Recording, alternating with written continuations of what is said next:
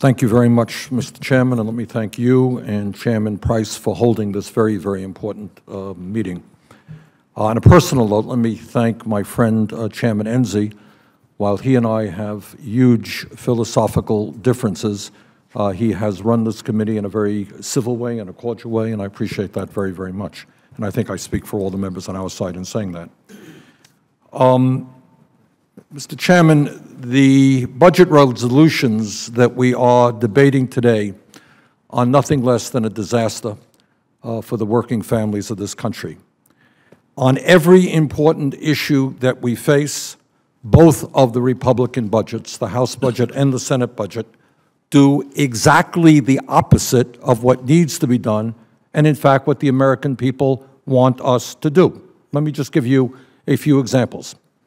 America is the only major country on earth that doesn't guarantee health care to all of its people. Despite the modest gains of the Affordable Care Act, 35 million Americans continue to have no health insurance, and we spend almost twice as much per capita on health care as do the people of any other country. That's the problem. A sensible approach says, okay, how do we provide health care to all of our people and do it in a cost-effective way? What is the Republican approach? The Republican approach is to terminate the Affordable Care Act and cut in the Senate some $400 billion for Medicaid, in the House a lot more. What's the result? You throw 27 million people off of health insurance. They're gone, on top of the 35 million who today have no health insurance. I heard some of my colleagues say, well, not to worry. We're going to come up with a better system. Really? How many years? When is the system coming? You had 8 years under Bush. Nobody in America has seen that system. But to simply throw 27 million people off of health insurance, please do a study. How many of those people will die? Thousands. How many will suffer? Tens of thousands. You've thrown people off of health insurance. When you end the Affordable Care Act, it means the 2.3 million young adults who now have insurance with their parents, they're gone. It means we're going back to the days where if you had cancer or diabetes and you walked into an insurance office, you couldn't get insurance for those conditions because we had the obscenity of denying people care with pre-existing conditions. We're going back to those days.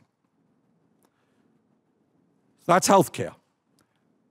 When I go back to Vermont, and I expect that every member here, when they go back to their district or their state, and you talk to young people, what they will tell you is it is harder and harder to afford to go to college. And if they're lucky enough to graduate college, they're deeply in debt. We all have. Staff, I have several members of my staff, I'm sure you do as well, who leave school over $100,000 in debt. Talk to a young doctor. She's $300,000 in debt. What we should be doing is figuring out, A, how we make college more affordable for working families, and B, how we reduce student debt, the interest rates that students have to pay. What the Republican budget does, amazingly enough, is exactly the opposite.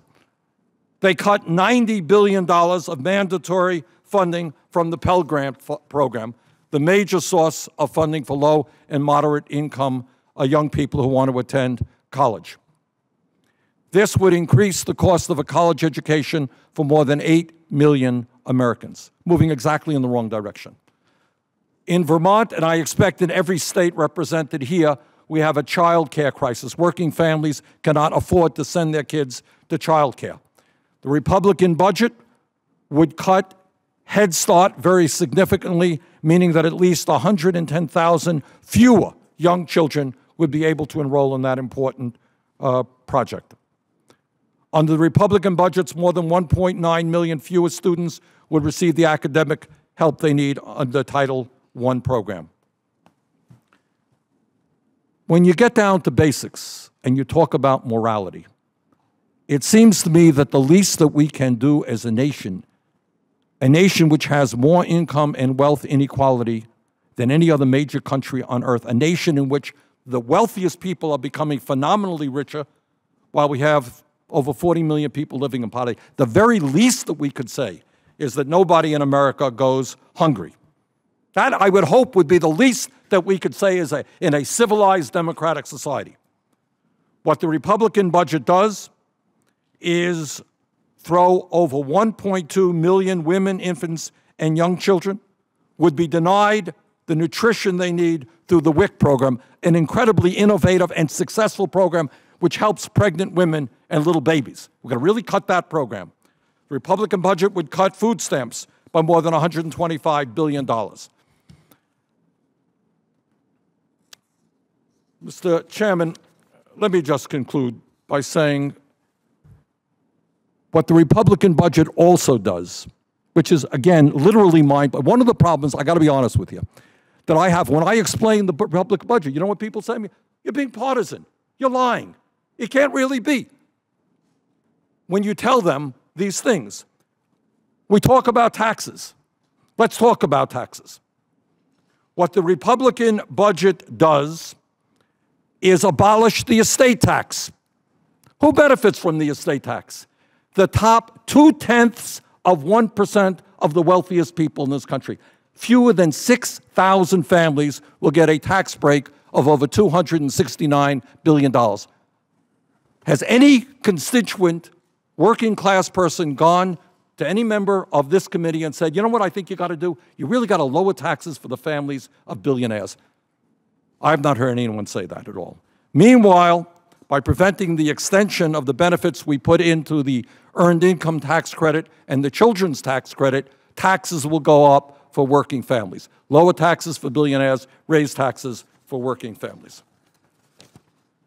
This budget is a budget which is so out of tune with what the American people need or want. Poll after poll will tell you virtually every idea brought into this budget is not what the American people want.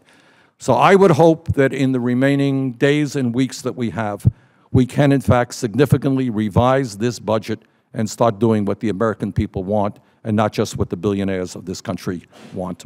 Thank you, Mr. Chairman.